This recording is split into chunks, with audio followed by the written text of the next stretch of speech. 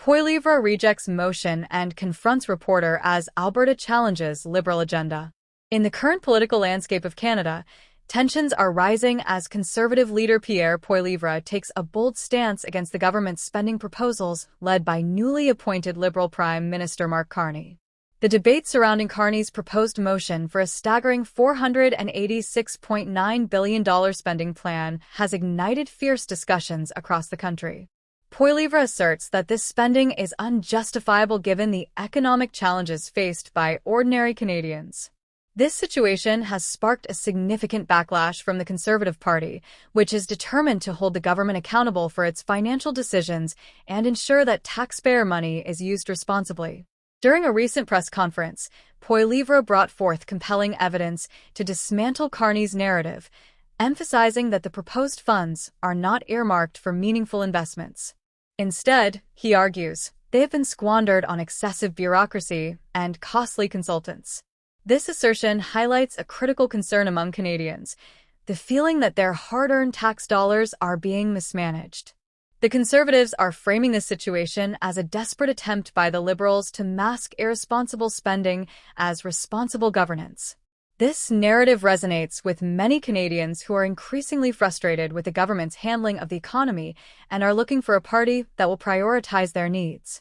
As inflation continues to affect Canadian families, many citizens are feeling the pinch in their wallets. Rising costs of living, particularly in areas such as housing and groceries, have made it increasingly difficult for families to make ends meet. Poilievre's call to action resonates with those who are disillusioned by the government's response to economic pressures. "We need to wake up the country," he declared, emphasizing the necessity of a grassroots movement to challenge the status quo and advocate for real change. This sentiment is particularly strong in Alberta, where residents feel neglected by federal policies that do not address their unique challenges, particularly in the energy sector that drives the provincial economy. The sentiments expressed by Poilievre are echoed in Alberta, where Premier Danielle Smith has been vocal about the province's discontent with federal policies. In a passionate address, she reiterated Alberta's desire for autonomy, stating, "We want to be free." This declaration reflects a growing frustration among Albertans who feel overlooked by Ottawa and are increasingly supportive of separation sentiments. Smith's remarks highlight a significant divide between Alberta and the federal government, as residents seek greater control over their resources and decision-making processes. This desire for independence is fueled by the perception that federal policies often disregard the specific needs and strengths of the province. Smith has also acknowledged Carney's willingness to engage with Alberta's energy leaders, which contrasts sharply with the previous administration's approach. However, she warns that the province will be watching closely to see if Carney's actions align with his promises. This scrutiny reflects a broader skepticism among Albertans regarding the federal government's commitment to addressing their concerns, particularly in the energy sector, which is vital to the province's economy. Many Albertans are weary of promises that fail to materialize, and they seek tangible results that will benefit their communities. The Conservative Party is also witnessing a surge of new MPs who are unafraid to voice their concerns about what they perceive as a Liberal agenda that undermines Canadian values. One rookie MP delivered a powerful speech, criticizing the government's approach to issues such as internet censorship and parental rights. He proclaimed, "I'm not a fair-weather patriot," emphasizing his commitment to defending Canadian principles against what he describes as elitist impositions.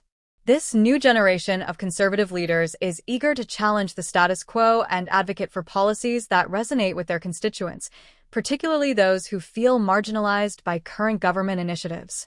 In contrast, the Liberals, including figures like Lisa Hepfner, have focused on symbolic gestures rather than substantive policies. Hepfner's efforts to engage in reconciliation through crafting a red dress pin, while well-intentioned, highlight the Liberal tendency toward virtue signaling rather than delivering real change. Critics argue that such gestures do little to address the pressing issues facing Canadians, including economic instability and rising living costs. Many Canadians are looking for solutions that directly impact their daily lives rather than symbolic actions that fail to bring about meaningful progress. Carney's proposed spending package includes significant allocations for consultants and media, raising eyebrows among critics. With $26 billion earmarked for consultancy services and an additional $42 million for the CBC, many Canadians are questioning the priorities of the current administration. The defense budget remains below NATO targets, yet the government appears to have ample funds for administrative expenses. This misallocation of resources has sparked outrage among those who believe that the government should prioritize the needs of its citizens over bureaucratic expenditures. The perception that public funds are being used to benefit insiders rather than the general populace is a growing concern. The Conservative Party argues that such spending is unsustainable, particularly when 2 million Canadians rely on food banks and mortgage delinquencies are on the rise.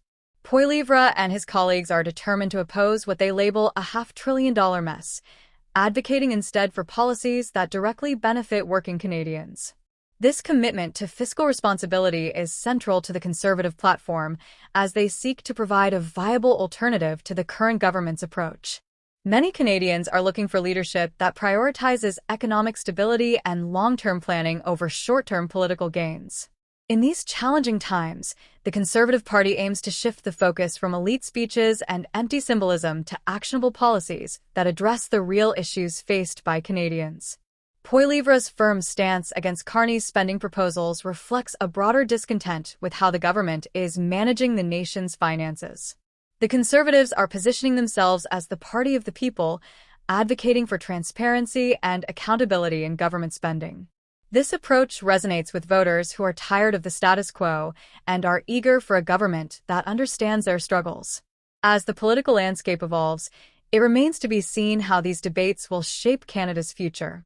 The call for accountability, transparency, and genuine representation is resonating, particularly in provinces like Alberta, where the desire for change is palpable.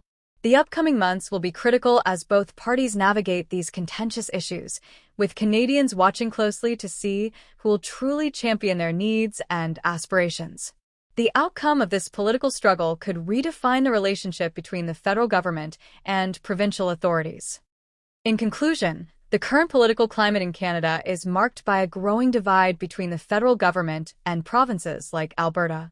With Poilievre leading the charge against Carney's spending proposals, the Conservative Party is positioning itself as a voice for those who feel marginalized by the current administration. As the debate continues, it is clear that Canadians are demanding more from their leaders, and the outcome of this political struggle will have lasting implications for the nation's future. The political landscape is shifting, and only time will tell how these dynamics will evolve in the coming years. But the desire for change is unmistakable among the electorate.